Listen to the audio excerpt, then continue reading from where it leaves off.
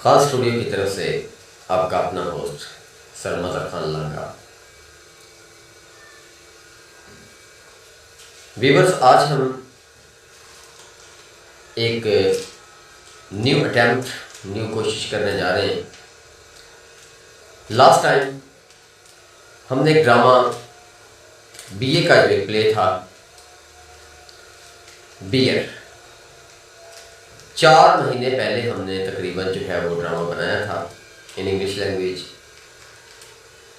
उसके कैरेक्टर्स भी हमने अपने डाले और उनकी टोटल जो लैंग्वेज थी वो हमने इंग्लिश ही की। आप दोस्तों ने, आप भाइयों ने, आप व्यूवर्स ने बहुत ज़्यादा पसीर आएगी उस ड्रामे को देखा और अपनी कीमती आरा से हमें नवाजा। Thanks a lot. आज फिर हम 4 माह के बाद एक और ड्रामा, एक और प्ले ए मिलन का द बॉय कम्स होम, उसकी शूटिंग करने जा रहे हैं और इंशाल्लाह ये ड्रामा शाम तक, क्योंकि कुछ टाइम लगेगा इसको अपलोड होने में। द बॉय कम्स होम एक ऐसी कहानी है जिसके अंदर एक टीन एज लड़का अप्रॉक्सीमेटली 19 ईयर्स का होता है और वो जंग पे चला जाता है, लेकिन उसके वालिदैन वफात पा चुके होते हैं। वो अपने अंकल के पास रहता है, अंकल जेम्स के पास, और इस लड़के का नाम होता है फिलिप। फिलिप टीन एज में जंग पे चला जाता है, आर्मी में चला जाता है, जंग शुरू हो जाती है, वो बिजी रहता है और वो एक मैच्योर इंसान बन चुका होता है। आर्मी से बहुत कुछ सिखाया होता है। आर्मी के अंदर एक दफ़ा वो अपना वाक़या सुनाता है कि उसका जो कमांडर था उसकी अचानक डेथ हो गई, तो टोटल कमांड जो थी वो इसे संभालना पड़ी। फिलिप जो है रेडी एक मैच्योर इंसान हो चुका होता है और 4 साल तक वहाँ रहता है। 4 साल के बाद वो घर आता है। अपने अंकल के पास रहता है। अंकल का नाम जेम्स है, अंकल जेम्स। अंकल जेम्स एक बहुत ही स्ट्रिक्ट आदमी है, बहुत सख्त आदमी है। घर के अंदर डिसिप्लिन, नाश्ते के बारे में, दोपहर के खाने के बारे में, रात के खाने के बारे में, और यहाँ तक कि वो घर के अंदर स्मोकिंग भी नहीं करने देता। डिसिप्लिन उसका बहुत सख्त होता है। फिलिप इन तमाम चीज़ों को पहले से जानता भी है, लेकिन 4 साल बाहर गुजारने के बाद वो थोड़ा सा रिलैक्स करना चाहता है, वो इन आज़ादियों से मुबर्रा होना चाहता है। घर के अंदर एक और कैरेक्टर जो कि जेम्स की बीवी है और मिसेस हाइट है, जो कि उनकी वो बवर्चन है। इस तरह से 4 साल के बाद वो लड़का जब वापस घर आता है तो क्योंकि घर का डिसिप्लिन बहुत ही ज़्यादा सख्त होता है, कोई भी डिसिप्लिन के बगैर कोई काम नहीं करता। अंकल जेम्स, जिनका वो एक फैक्ट्री है, वो जाम की फैक्ट्री है, मुरब्बा जाम की, उसे ऑफिस जाना होता है। लेकिन ऑफिस जाने से पहले उस तक एक खबर पहुंचती है कि जो फिलिप है वो देर से उठा है और वो खाना उसने मांगा है। खाना किस तरह से मांगा है कि फिलिप मिसेस हाइजन के पास आता है और क्या पहले मेड सर्वेंट से वो कहता है कि जाओ खाना लेके आओ, नाश्ता लेके आओ। वो जाके मिसेस हाइजन को बताती है। मिसेस हाइजन आ जाती है और मिसेस हाइजन कहती है कि इससे बेहतर है कि मैं 1 महीने का नोटिस दे के इस जॉब को छोड़ दूँ। फिलिप जो है वो जेब से चेकबुक निकालता है। चेकबुक निकाल के वो उसके ऊपर कहता है कि जितनी तुम्हारी तनख्वाह बनती है, जितने तुम्हारे पैसे बनते हैं, वो पैसे लो और यहाँ से चलती बनो। वो बड़ी हैरान हो जाती है, वो बौखला सी जाती है कि मैंने तो सिर्फ डिसिप्लिन की वजह से कहा था। मतलब जब वो अंकल जेम्स ने बोला हुआ था कि कोई भी इस किस्म की मतलब आपने डिसिप्लिन के बगैर काम नहीं करना, तो इसलिए उसने ये बात की थी। किस्सा मुख्तसर, तो वो डर जाती है, वो चेक बुक नहीं लेती, ना ही उस चेक के ऊपर अपने पैसे वो लिखती है, वो वापस चली जाती है नाश्ता बनाने के लिए। तो ये खबर वो जाके अंकल जेम्स को भी दे देती है। अंकल जेम्स अपने कमरे से निकलता है और फिलिप्स का जो है वो रास्ते में उसका टकराव हो जाता है। तो फिलिप को कहता है कि रुखदार आप इस तरह करें कि नाश्ता करने के बाद ज़रा ड्राइंग रूम में आके मेरी बात सुनिए। फिलिप कहता है कि ठीक है अंकल, आप ड्राइंग रूम में बैठे, मैं आता हूँ। इतने में फिलिप नाश्ता कर लेता है। लेकिन अब अंकल जेम्स की सुनिए कि जब वो ड्राइंग रूम के अंदर जाता है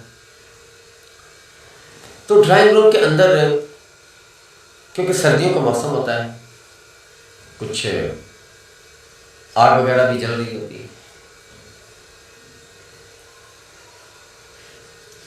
और उस आग में से तो जब वो ड्राइंग रूम में आता है तो आग जल रही होती है, मौसम काफ़ी कोजी होता है, नरम गरम, बड़ा मज़ेदार होता है। वो आर्म चेयर पे बैठ जाता है और वेट करने लग जाता है अपने भतीजे का। असल में जब फिलिप का डैड मरा था तो उसने काफ़ी सारी दौलत जो थी छोड़ी थी, जो कि अंकल जेम्स की कस्टडी में थी, और फिलिप को तब मिलनी थी जब वो 25 साल का हो जाना था। खैर वो आर्म चेयर पर बैठता है, थोड़ा ऊँघ जाता है, उसे नींद आ जाती है। जो उसे नींद आती है तो ख्वाब के अंदर वो क्या देखता है, ख्वाब देखता है वो।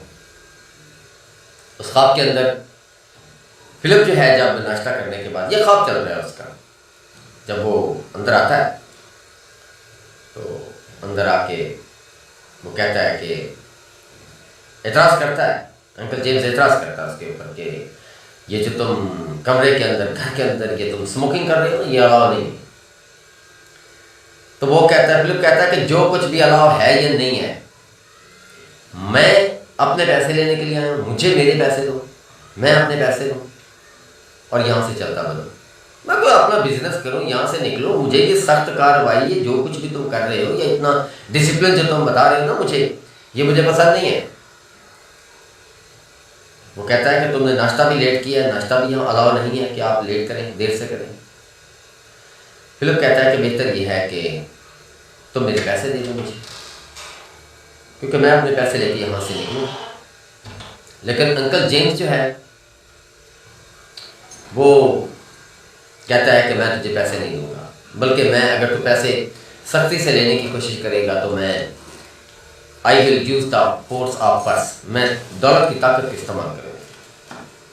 लेकिन जो ही ये बात सुनता है, फिलिप सुनता है कि ये अंकल ने ये कहा कि दौलत की ताकत इस्तेमाल करेगा, तो जेब से एक पिस्टल और बम निकालता है और कहता है कि इनसे मैंने जर्मनियों को मारा था, तो अब मैं तुझे इससे मार दूंगा अगर तुमने मेरे पैसे नहीं दिए। इतनी बात सुनने के बाद अंकल जेम्स जो है वो अपनी बात पे बस जिद रहता है कि बस मैंने पैसे नहीं देने, जो कुछ तुमने करना वो कर लो। ये भी कशमकश चल रही होती है, बातचीत हो रही होती है, ये लड़ाई हो रही होती है। तो अचानक से तकरीबन जो है उसकी इस नींद से, यानी कि वो अभी वो तक वो लड़ रहे होते हैं कि वो जेब से पिस्टल बॉम्ब निकाल के खड़ा होता है उसके ड्राइंग रूम के अंदर, और वो अपनी जगह पर बैठा होता है और वो कहता है कि मैंने पैसे नहीं देने। तो वो कहता है मैंने अपने पैसे लेने, जो मेरा बाप ज़्यादा पैसे जो आपके पास छोड़ के गया था। तो वो कहता है कि जब तक तुम 25 साल के नहीं हो जाते मैं इसको लौटाने का मतलब रवादार नहीं, मैं तुझे नहीं दूँगा। इसी असना के अंदर जितनी ये बातचीत कर रहे होते हैं, ये जितना कुछ हो रहा होता है, उसकी आँख खुल जाती है अंकल जेम्स की। जब वो इधर उधर देखता है तो पसीने में शराबूर होता है, बहुत ही पसीने में शर्म हो रहा है, और ऊपर नीचे देख के दाएं बाएं अपने आप को ज़रा बेहतर तरीके से देख के कहता है कि शुक्र है कि ये ख्वाब था, हकीकत नहीं थी। अब यहाँ से जो है अंकल जेम्स की हालत वो बदल जाती है। वो अब चेंज्ड पर्सन क्यों? कि अब उसके दिमाग में वो सख्ती नहीं रही, और रीडर भी यहां देख के बड़ा खुश हो जाता है कि अंकल जेम्स की काफ़ी सारी हो गई है। एक नौजवान के हाथों उसकी इतनी बेइज्जती। पहले तो रीडर जो है इस चीज़ को देखता रहता है कि अंकल जेम्स जो है वो डोमिनेट है, हर एक चीज़ के ऊपर डोमिनेट है, घर वालों पे डोमिनेट है, फिल्म पे डोमिनेट है, उसका ही हुक्म चलता है, उसके अलावा कुछ नहीं हो सकता। लेकिन जब ये ख्वाब के बाद काम जो है बदल जाता है, ये सीन बदल जाता है, तो रीडर जो है या देखने वाला जो है व्यूअर हमारा, वो बहुत खुश होगा और खुश होता है कि एक नौजवान के हाथों जो है उसकी शिकस्त हो गई है। तो इस तरह से जब फिलिप आता है, तो फिलिप हालांकि स्मोकिंग कर रहा होता है और नाश्ता भी देर से होता है, तो फिलिप खुद ही कह देता है कि अंकल आई एम सॉरी कि मैंने नाश्ता आज बहुत लेट किया है। तो अंकल जो है वो कहता है कि I have no objection about that, कि मुझे इसके बारे में कोई आपको एतराज़ नहीं है। It is your own home, ये तुम्हारा अपना घर है। If you want to get money, अगर तुम पैसा लेना चाहते हो ना, आई विल गिव यू, मैं तुम्हें देता हूँ, मैं तुम्हें दूंगा ये पैसा। लेकिन ऐसी कोई बात नहीं होती।